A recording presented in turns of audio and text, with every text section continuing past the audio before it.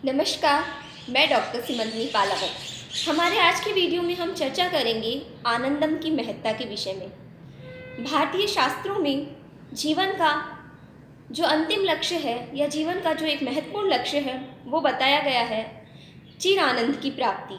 उपनिषदों में इसे भूमा कहकर संबोधित किया गया है। वस्तुतः जो जीवन के बारे में हमारे शास्त्रों में कहा गया है वो ये माना गया है कि जीवन में आनंद व्यक्ति के तभी आ सकता है जबकि उसकी आत्मा पूरी तरह संतुष्ट हो। और हमारी ये आत्मा केवल भौतिक आनंदों से या भौतिक संसाधनों की उपलब्धि से संतुष्ट नहीं होती है। ये केवल शरीर या मन का रूप नहीं है, ये दोनों का समायोजन है। वस्तुतः हमारी आत्मा तभी संतुष्ट होती है जबकि वह जीवन के सभी क्षेत्रों में समायोजन कर पाती है।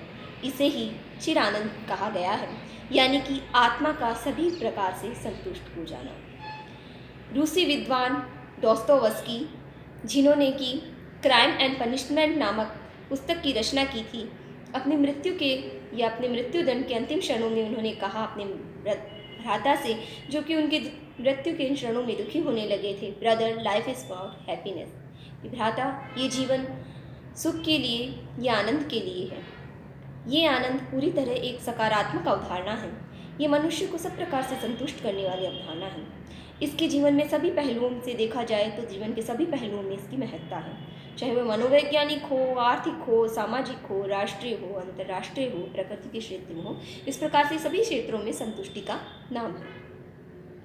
आज हम हमारे जीवन में देखते हैं कि हमें मानसिक रूप से बहुत से अवसाद, तनाव, संत्रास, कुंठाएँ आदि घेरे हुए हैं।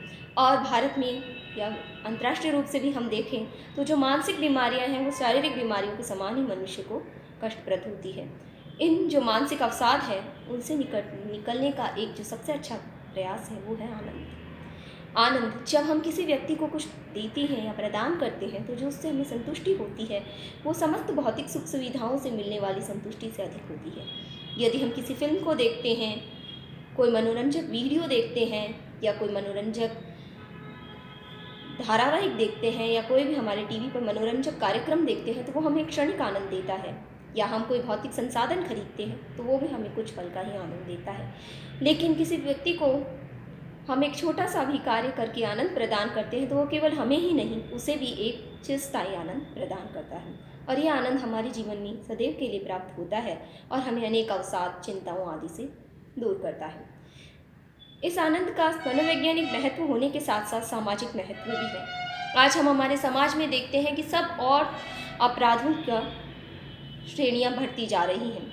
आज विभिन्न जघन्य अपराध और हिंसा की घटनाएं हमें आंदोलित करती हैं, लेकिन समाज में उनसे निकलने का कोई उपाय हम नहीं देखते हैं। कानून और व्यवस्था का बहुत अधिक जो धन वगैरह है वो इन हिंसा की घटनाओं को रोकने में व्यर्थ चला जाता है। लेकिन यदि हम देने का आनंद जान लें तो इन घटनाओं को रोका जा सकता है, समाज में शांति स्थापित हो सकती है। और जब समाज में शांति स्थापित होती है तो वो प्रत्येक व्यक्ति के लिए आनंदप्रद होती है। इसी प्रकार से ये जो आनंद है या ये जो देने का सुख है वो वर्ग संघर्ष को भी रोकता है। ये समाज में अमीर और गरीब के मध्य की खाई को पाटता है। वस्तुतः जब धन या सत्ता किसी एक व्यक्ति या वर्ग के हाथों में केंद्रित हो जाती है तो अन्य वर्गों में असंतुष्टि आती है और ये असंतुष्टि वर्ग संघर्ष को जन्म देती है। यदि एक वर्ग दूसरे वर्ग को देने का आनंद जान जाए तो इस वर्ग संघर्ष को रोका जा सकता है। और इस प्रकार से जब आर्थिक हिंसा या आर्थिक संघर्ष को रोकता जाता है तो वो समाज में एक ऐसी शांति की स्थापना करता है जो कि सदैव के लिए बनी रहती है। ये जो आनंद है वो हमारे राष्ट्रीय जीवन में भी महत्ता रखता है।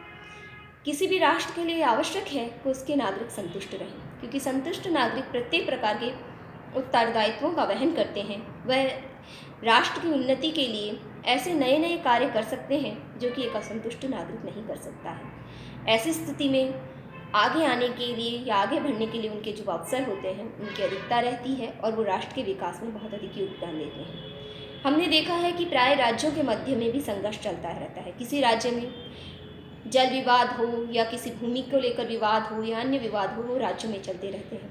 यदि राज्य परस्पर सहयोग की भावना को ले लें तो इन विवादों को भी दूर किया जा सकता है। हमने देखा कि हमारे प्रशासन में और राजनीतिक स्तर पे भी एक जो है वो भ्रष्टाचार या इनकी भावनाओं की जो वृद्धि होती है उसका कारण भी यही है कि प्रत्येक व्यक्ति ये चाहता है कि सत्ता, संसाधन या धन उसके पास केंद्रित हो, लेकिन जब वो देने का आनंद जान जाएगा तो इन में जो है वो एक प्रकार की एकता आएगी और व्यक्ति ये जान पाएगा कि जो चीज़ उसके पास है वो अन्य वर्गों या अन्य व्यक्तियों के पास भी होनी चाहिए। इससे हम जो हमारी राजनीति है उसमें विशुद्धता ला सकते हैं। शासन जो है वो प्रत्येक व्यक्ति के लिए उपलब्ध होगा, साथ ही जो प्रशासन है उसमें भी भ्रष्टाचार में कमी आएगी और हम एक अच्छे राष्ट्र का निर्माण कर पाएंगे। जब एक अच्छे राष्ट्र का निर्माण होता है तो स्वयं ही अंतर्राष्ट्रीय स्तर पर भी विभिन्न समस्याओं का समाधान हो जाता है। आज अंतर्राष्ट्रीय स्तर पर जो आतंकवाद और ये घटनाएं हो रही है, यदि वे लोग भी ये समझ लें कि किसी भी चीज़ में मात्र उनका ही अधिकार नहीं है, सभी लोगों का अधिकार है। किसी को कष्ट देकर हमारे जीवन में आनंद नहीं आएगा, हमारे जीवन में जो आनंद आएगा वो दूसरे की प्रसन्नता से आएगा। तो इस प्रकार की हिंसक घटनाओं को भी अंतर्राष्ट्रीय स्तर पर भी रोका जा सकता है। ये देने का सुख हमारी प्रकृति में भी एक प्रकार का संतुलन लाएगा। आज जब हमने कोरोना की महामारी के बारे में जाना तो हमने जाना कि प्रकृति में असंतुलन उत्पन्न कर देने से इस प्रकार की महामारियाँ उत्पन्न होती है।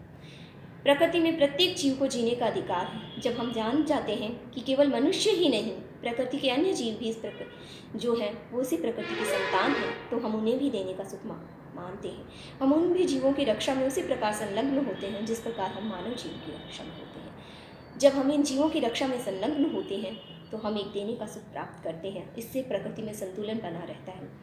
आज मनुष्य ने अपने लोभ के कारण प्रकृति को खोखला कर दिया है। पहाड़, नदियों आदि सभी प्रदूषित हो गई है।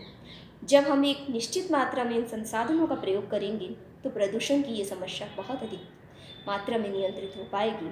मनुष्य ये जान पाएगा कि उसे कितने मात्रा में इन प्राकृतिक संसाधनों का उपयोग करना है।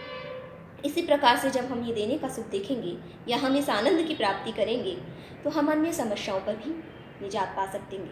हमारी जो चिकित्सकीय समस्याएं यानी कि जो हमारा खर्चा प्रतिदिन चिकित्सा के क्षेत्र में बढ़ता जा रहा है उसका भी कहीं ना कहीं मूल कारण हमारी अधिक से अधिक संग्रहण करने की भावना है। यदि हम अपने प्राकृतिक संसाधनों या प्रकृति के साथ समायोजन करते हुए हमारे खान पान और जीवन शैली को अपनाएंगे तो इन समस्याओं से भी हम छुटकारा पा सकेंगे और निजात पा सकेंगे। इस प्रकार से हमने देखा कि जो हमारा आनंद है वो छोटे मात्रा में नहीं बड़े मात्रा में है और वो एक व्यक्ति से नहीं सभी व्यक्तियों से जुड़ा हुआ है। जब हम अपने इस आनंद को विस्तृत मात्रा में करेंगे तो हम प्रकृति, समाज और सभी के लिए एक अच्छे राष्ट्र और एक अच्छे वातावरण का निर्माण कर सकेंगे। इस प्रकार से इसकी बहुत अधिक महत्वता है। यह सीमित शब्दों में से कह पाना असंभव है। धन्यवाद।